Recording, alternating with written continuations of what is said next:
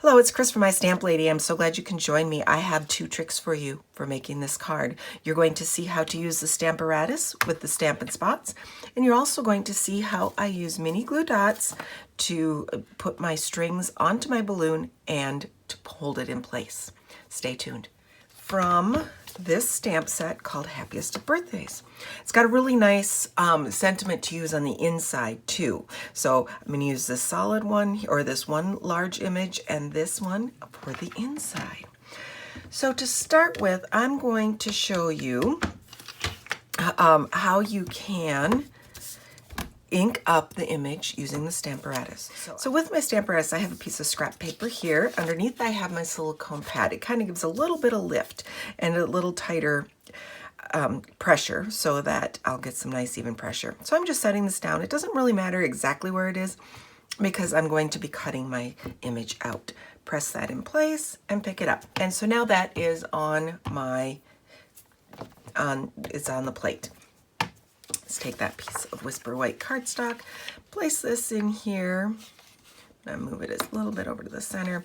And I'm going to be using a die to cut it out so it's not so critical. There we go. And I have put masking tape on my magnets, just in case. First of all, it provides a nice little pickup. And if the magnets, you want to do your best to keep them apart from each other.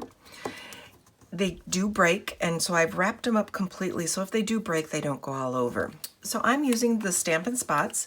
This one came with one of our paper pumpkin boxes. However, we do sell a select of the pre-inked Stampin' Spots. These two I made up with the uninked cubes or the spots, and then I've added Bermuda Bay ink refill and Bumblebee refill to those. I'm going to start with the Melon Mambo on the top. I'm just going to ink up the top portion of my stamp.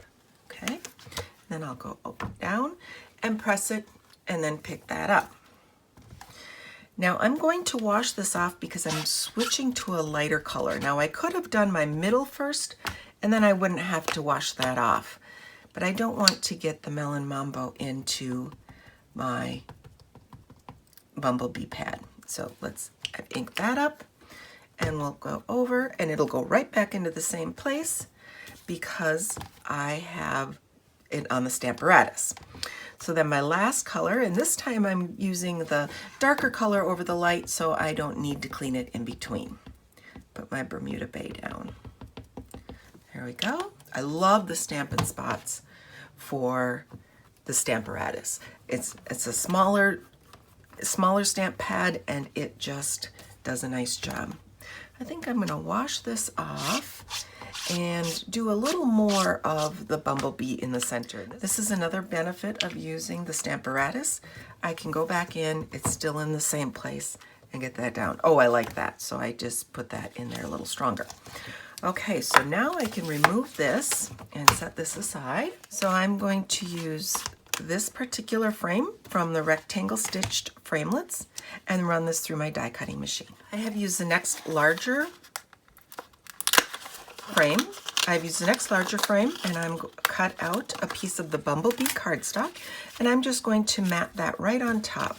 I'm using our brand new Stampin' Seal, which has a nice adhesion. It sticks really nice. One thing I've learned with the little bit that I've used this is that when you use it, you want to stop at the end here and then just kind of lift it out that way. And that way you won't get a string off of there. I've been having a lot of success with using it that way. I'll just mount that right on the center there. For my card base, it's a half a sheet of the thick Whisper White cardstock. I've run through the Old World embossing folder. I've run a piece of Melon Mambo cardstock, and let's put that down. There we go. I'm just putting that in the center, and we'll mount down the Wishing You the Happiest of Birthdays. Okay, now I have my my balloon builder punch. So I am taking a piece of the Designer Series paper. This is a 6x6 in the in color, and I'm going to punch out my smaller balloon, just like that. I have already taken a piece of Bermuda Bay. I have punched out the larger balloon. I've run it through my die cutting machine with the subtle folder. But then I'm going to show you a little trick about doing my balloons here. So what I've done is I've pulled in a piece of a thread, and this is a metallic thread that we used to carry. We no longer do, but you can use any type of thread that you would like. Okay, I've picked up, this is a little mini glue dot, and I'm going to put that down on the back side. I am just setting that down. Let's press that into that mini glue dot, and then it will hold it. Now you can leave it just like this if you want, but I kind of want it a bit more, so I wrapped it around this little part on the balloon. I'm taking another mini glue dot, and I'm just going to kind of roll it up on itself to make it nice and thin. There we go, or small. And then I'm just going to place that mini glue dot right there on the back side of the knot, and then just put that thread right into it. And that is how I got my threads. Did that for both of these balloons. I'm going to pull in my card, and I'm going to just figure out where I want to position the balloons. I'm going to put them kind of like that. Okay. The mini dimensionals are wonderful for this particular card, or for the balloons here. So I put a mini dimensional on the left side here, put a little bit of the Stampin' Seal on the right side of the balloon, because it's going to be layered up on this card. And then with this one, I am going to put mini dimensionals. Just this will make it a little bit more even. So I'm going to put those all the way on this right side. We'll grab another mini glue dot and put that on the left side here. Let's take off those covers. Okay, I've taken the length of thread here, and I'm just going to tie a little bow around my balloon strings. Okay, so once you tie that thread there, now I'm going to trim up my other part. So I want this to be a little bit shorter, and I hope you can see this. I know that this thread that I'm working with is really thin. Okay.